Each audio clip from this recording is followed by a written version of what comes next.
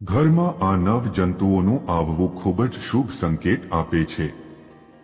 મિત્રો, વાસ્તુશાસ્ત્ર અનુસાર અને શાસ્ત્રો અનુસાર કહેવામાં આવે છે કે જો આવા નવ પ્રકારના જીવજંતુઓ આપણા ઘરમાં આવે અથવા આપણા ઘરની આસપાસ અથવા આપણા ઘરમાં રહેવા લાગે તો આપણને તેમની પાસેથી એ ખબર પડે છે કે આપણું ભાગ્ય ચમકવાનું છે અને જીવનમાં અપાર ખુશીઓ આવવાની છે, દુઃખ દર્દ દૂર થવાનું છે, ખરાબ દિવસોનો હવે અંત થવાનો છે અને આપણા ઘરમાં સુખ અને સમૃદ્ધિ આવવાની છે. મિત્રો, આ એવા નવ જંતુઓ છે જે આપના ઘરે આવે તો ખૂબ જ શુભ માનવામાં આવે છે. મિત્રો, આપ સૌને જય ચામુંડામાં, જય ખોડિયારમાં.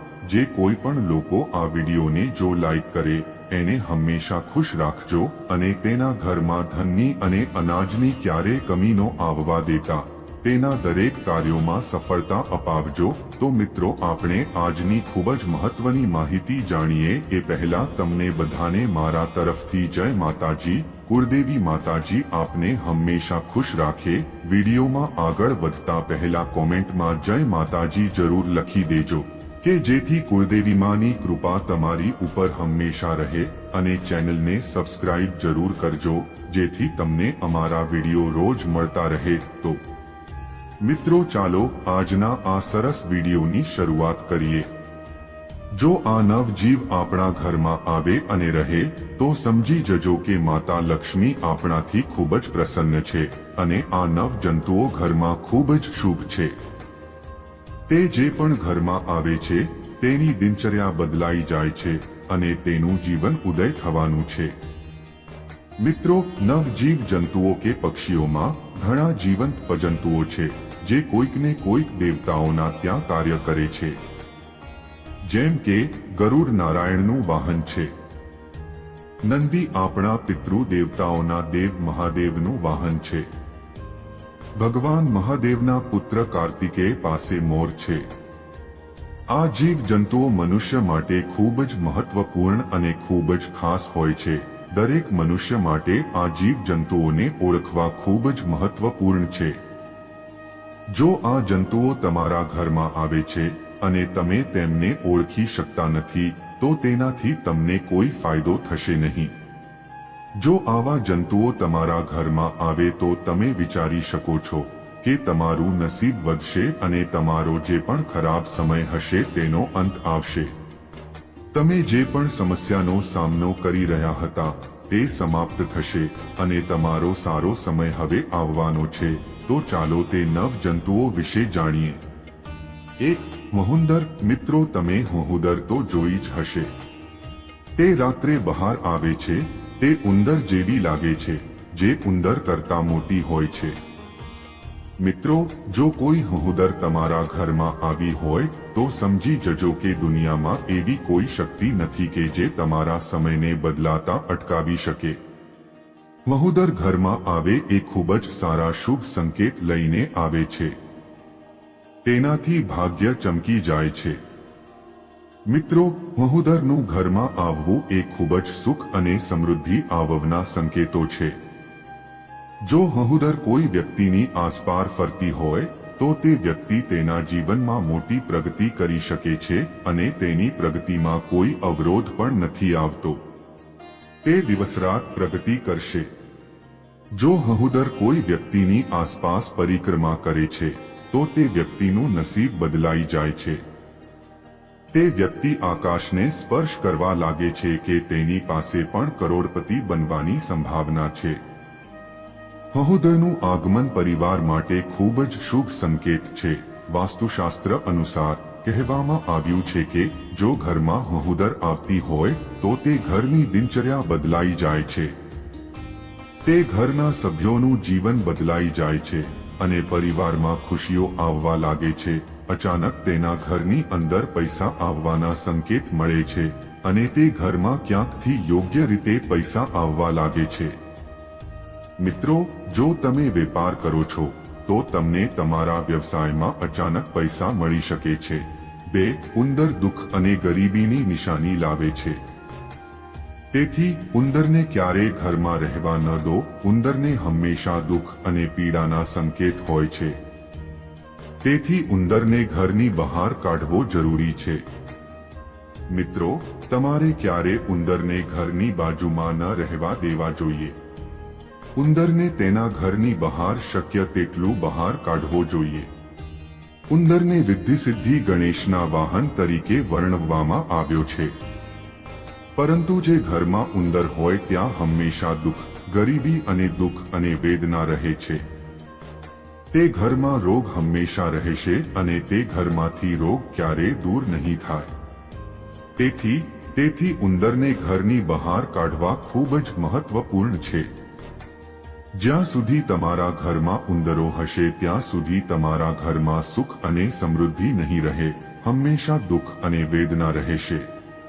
3. મધમાખી। મિત્રો, તમે મધમાખીનો મધપૂડો જોયો જ હશે। જો મધમાખીએ તમારી નજીક અથવા તમારા ઘરમાં મધપૂડો બનાવ્યો હોય, અથવા જે ઘરમાં મધમાખીનો મધપૂડો હોય તેને ક્યારેય આશીર્વાદ મળતા નથી। પ્રિય મિત્રો, મધમાખીના મધપૂડામાં જે રીતે નાના છિદ્રો અને લાખો અને હજારો છિદ્રો હોય છે, તે જ રીતે મધમાખી વ્યક્તિના ઘરમાં રહે છે।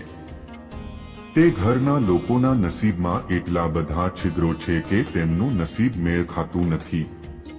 તેથી તમારા ઘરમાં મધમાખીને ક્યારેય મધપૂડો ન બનાવવા દો। મધમાખીઓને ઘરની આસપાસ મધપૂડો ન બાંધવા દો। જો તમને ક્યાંક મધમાખીનો મધપૂડો દેખાય છે તો તમારે તેને તરત જ ત્યાંથી દૂર કરવો જોઈએ। ત્યાં હંમેશા દુઃખ અને ગરીબી હોય છે। તેથી જો મધમાખી તમારી આસપાસ હોય તો તેનાથી દૂર રહો અને મધમાખીના મધપૂડાને તમારી નજીક પડવા ન દો। 4. પતંગિયા।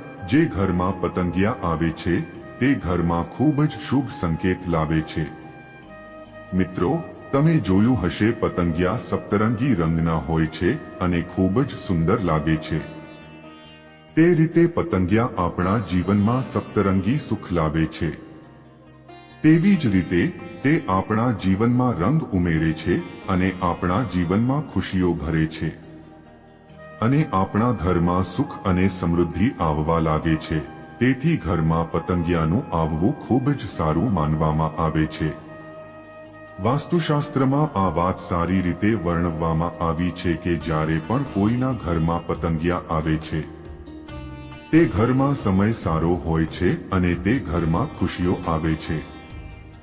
તેથી જ્યારે પણ તમારા ઘરમાં પતંગિયા આવે છે તે હંમેશા શુભ શકુન લાવે છે। 5. વીંછી। વીંછી ગરીબીની નિશાની લાવે છે।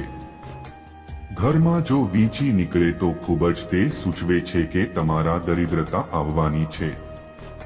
મિત્રો, પરંતુ જો તમે આ બે વીંહીઓને સાંકળ બનાવતા જોશો, એટલે કે એકની પાછળ એક આ રીતે સાંકળ બનાવતા જોશો, તો સમજજો કે લક્ષ્મી તમારું ઘર છોડીને જઈ રહી છે।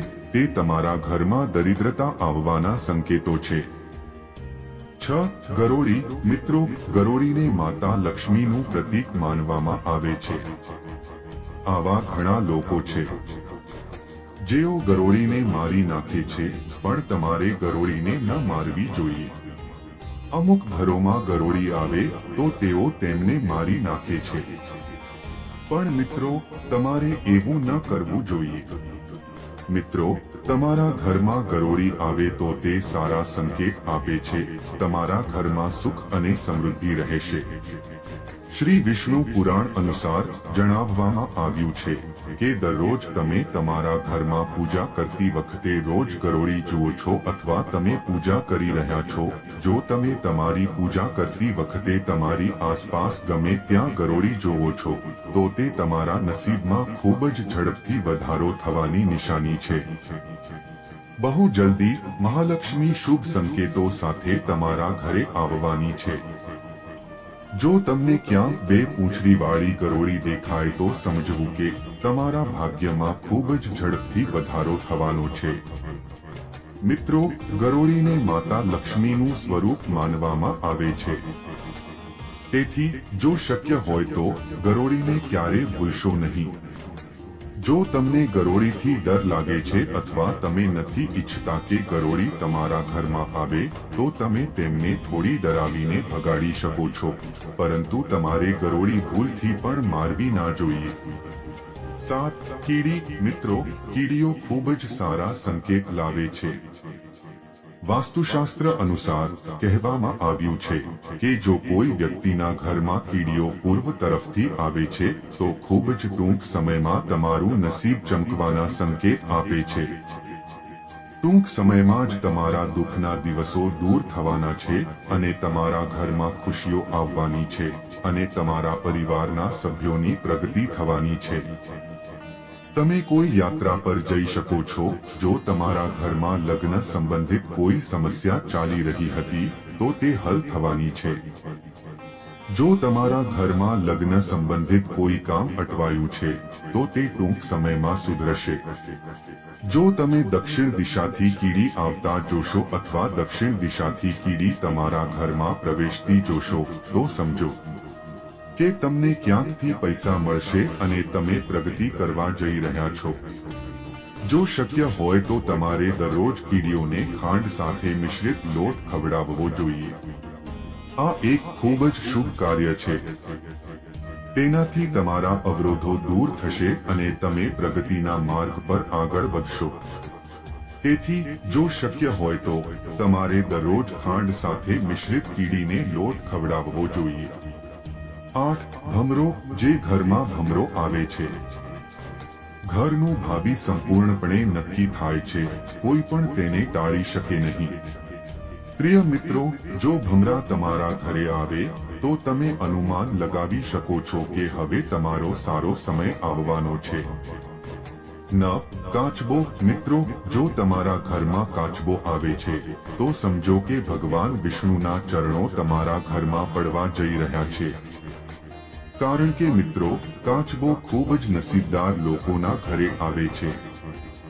પ્રિય મિત્રો, જો કોઈ કાચબો અચાનક જંગલમાંથી કોઈ પણ ઘરમાં દોડીને આવે છે તો તેને ઘરનું સદસ્ય સમજો, જેથી તમારા ભાગ્યમાં વધારો થશે। ઘરમાં શ્રી હરિ વિષ્ણુના પ્રવેશના સંકેત માનવામાં આવે છે। ઘરનું ભાગ્ય બદલવાથી તેને કોઈ રોકી શકતું નથી। ઘરની મુશ્કેલીઓ દૂર કરવાથી તેને કોઈ રોકી શકતું નથી। ભગવાન વિષ્ણુ એટલા દયાળુ છે કે માતા લક્ષ્મી પોતે દોડીને આવે છે। પ્રિય મિત્રો, જે ઘરમાં કાચબો જાય છે તેના ઘરમાં ભગવાન નારાયણ અને માતા લક્ષ્મી આવે છે। તેથી ઘરમાં કાચબાનું આગમન ખૂબ જ શુભ સંકેત માનવામાં આવે છે। મિત્રો, જો આવા જંતુઓ તમારા ઘરમાં પ્રવેશ કરે છે તેથી તમારે તમારા ઘરની સુવિધા અને સ્વચ્છતાનું વિશેષ ધ્યાન રાખવાની જરૂર છે। જો તમારા ઘરમાં કોઈ ગંદકી હોય તો તમે તેને સાફ કરો। તે આપણા ભાગ્યના દરવાજા ખોલવા માટે આવે છે। જો તમારા ઘરમાં કરોળિયાના જાળા હોય તો તેને સાફ કરો, નહીં તો આપણા ઘરમાં પ્રગતિના રસ્તા બંધ થઈ જશે। કારણે માતા લક્ષ્મી અમારા ઘરમાં પ્રવેશતી નથી અને ઘરથી દૂર જાય છે। મિત્રો, વિડિયો પસંદ આવ્યો હોય તો લાઈક, શેર અને સબસ્ક્રાઇબ જરૂર કરજો। જય માતા લક્ષ્મી।